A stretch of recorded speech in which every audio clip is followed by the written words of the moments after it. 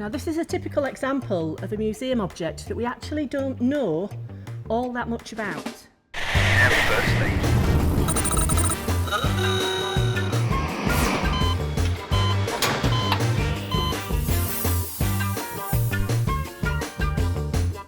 So the first ever sound to be recorded was in Paris in the mid-1800s by a man called Edward Leon Scott de Martinville. De Martinville was inspired by photography, which was relatively new at the time, and thought that if you can capture an image on a piece of paper, can you also capture a sound on a piece of paper? So de Martinville built a device called a phonograph, which consisted of a long barrel and a needle that would vibrate and draw sound waves onto paper or glass. So although we couldn't actually hear those sounds, they were still recordings of sound.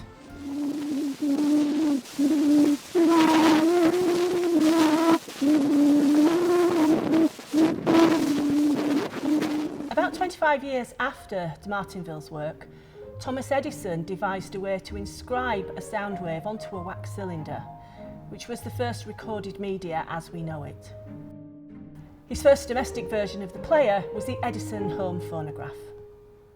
This is from the very early years of the 20th century and was the first phonograph to be really aimed at a domestic market. Prior to this invention, if you wanted to listen to music at home, you either had to be able to play or sing it yourself, or you'd have to pay musicians to come to your home to play. But with the rise of the phonograph, people were able to entertain themselves with music at home much more easily. Okay, so now we have the phonograph opened up and ready for action. You'll see that the horn has been fitted to the phonograph, and this is how the sound gets in and out of the phonograph. You might also notice that the phonograph is in quite an elaborate, lovely wooden box, and it has black enamelled with gold details on the top. Very often pieces of equipment at this time would be made to look like a piece of furniture so that they'd blend in with the Victorian parlour of the time. These early phonographs both record and playback sound. And they would have been used for recording quite a variety of things in different contexts. So it might be music, it might be speech, singing. In fact, Edison initially designed the phonograph as a dictaphone. He thought it would be helpful to record speech that you could then refer back to later. But they very quickly caught on for uses for music as well. The recording ability was somewhat limited by the fact that the sound has to be directed right in to the horn. So it wouldn't really pick up any sound that was behind or around.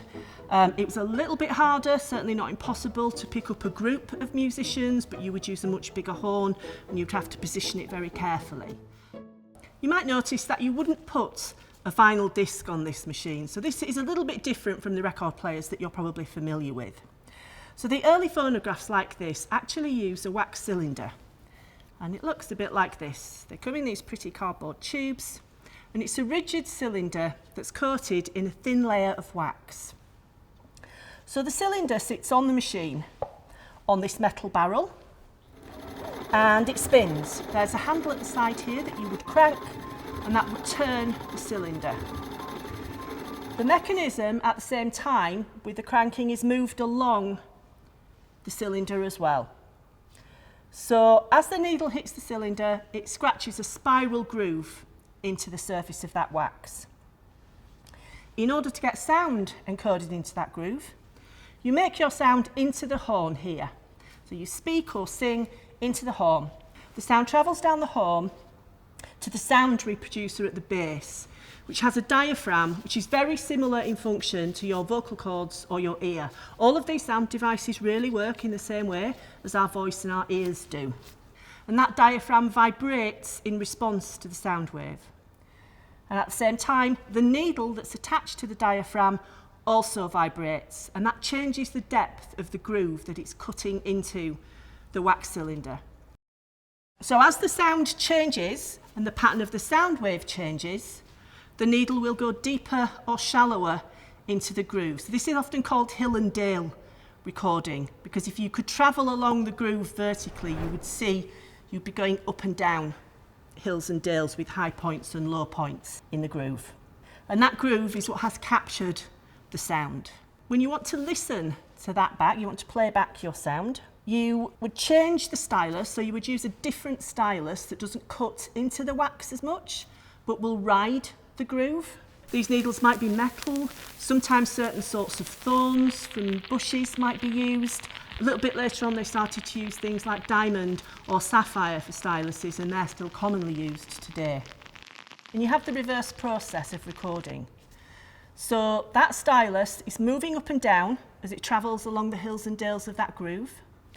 That in turn makes the diaphragm in the sound reproducer vibrate, and that vibration moves the air in the base of the horn, and that's your sound wave.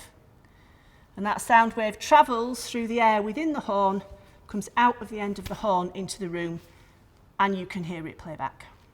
So the Edison home phonograph was a very popular device, and it was one of the first ways that people could easily listen to music at home.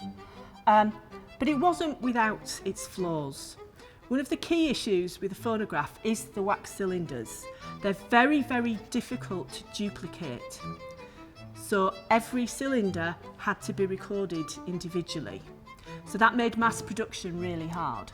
So as gramophones and listening at home became more popular, people started to look for ways to make commercial reproduction of the media much easier. And that led to the advent of discs. So the ability to record music and other sounds and to listen to it in a domestic setting very, very quickly led to huge industries, both in the production of the recordings themselves and in the production of the devices that could be used to record and listen. And our next object is an example of that diversity of playback devices that we see in the 1910s, 20s and onwards. So this object is called the Pathé Diffuser. And Pathé were a very large European company who were very much in the running with Edison and Co. in producing both recordings and sound playing devices. So it has some very key differences from the phonograph that we previously looked at. You will see, if I carefully lift this up, that it has a turntable that is much more like the turntable that you would see on a record player today, and it plays discs rather than the wax cylinders that we saw before. Because it uses discs, you can't record on the diffuser as you could on the phonograph, because it's a much more complex process to record to a disc than it is to a wax cylinder. So this is just a record player. It's still completely non-electric. So you can see here we have a little socket and a handle. We would plug the handle in and turn that to actually get the record to turn. The principle of the groove is exactly the same. It's a groove that's cut into the record. It's a spiral groove that runs from the outside of the record to the inside, and there's a needle attached to the bottom of this cone which sits in that groove and rides the groove to reproduce the sound. A very noticeable difference here is that we don't have the horn that we saw on the phonograph, but we do have a variation on it. So this section is a thick, rigid paper cone. It's made from a very thick, durable paper. And what happens is the needle rides the groove, and that vibrates this paper cone. So this in effect is the diaphragm. And this paper cone, as it vibrates in time with the sound from the disc, creates a sound wave in the air that you can listen to.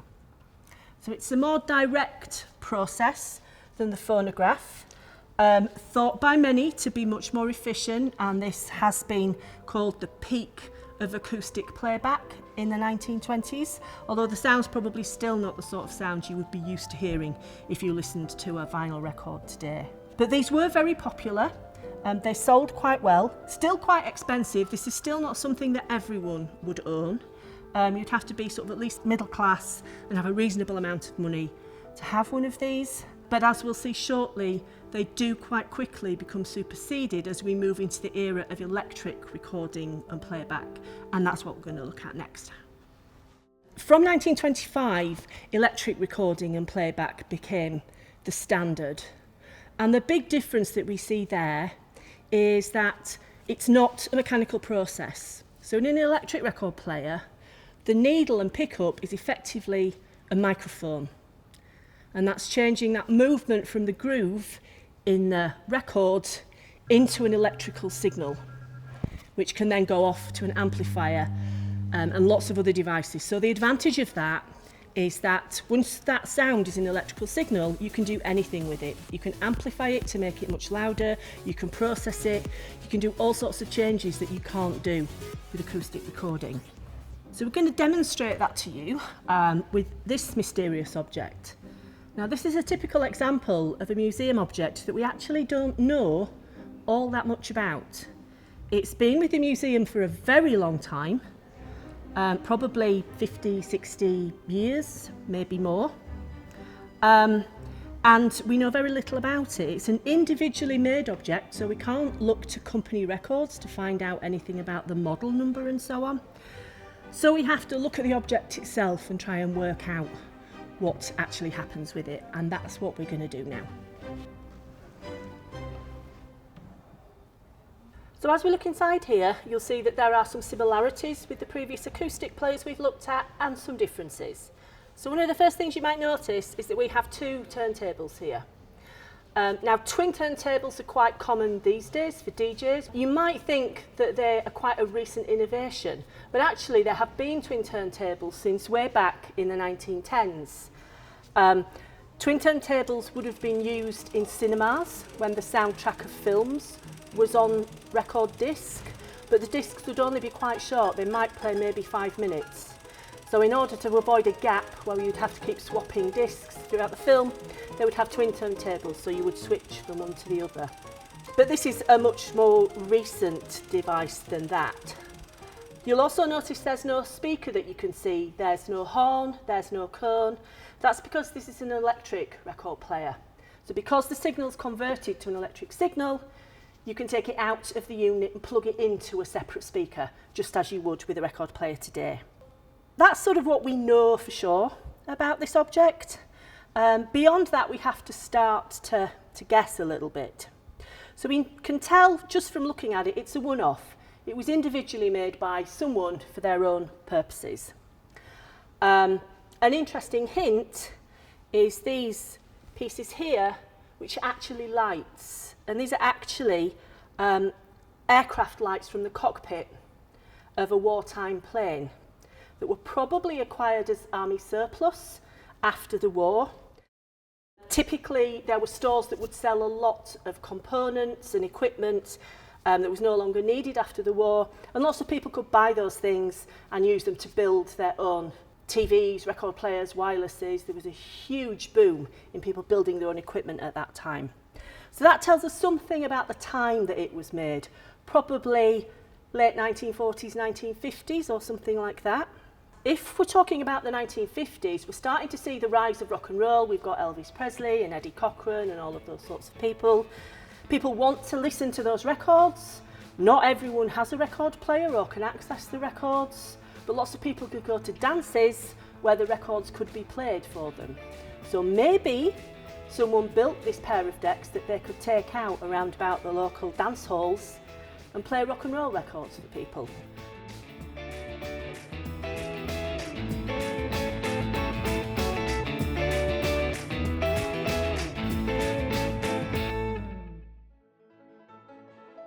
So the use of record players really peaked in about the 70s and 80s, and then gradually started to decline as new recording formats came out that were more convenient, more portable, cassettes, mini discs, CDs, and ultimately in the digital age when we can now carry thousands of songs around in our pockets.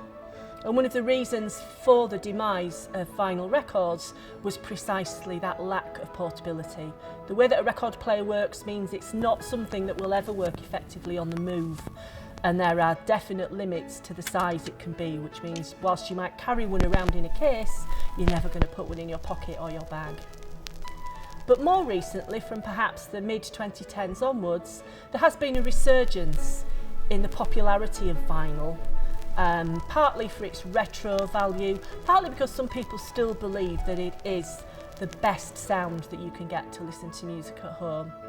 And so you can still buy very high quality and very affordable record players, and many people are still collecting vinyl records today. Thank you so much for watching, and if you liked what you've seen and heard, like and subscribe to the Science Museum YouTube channel.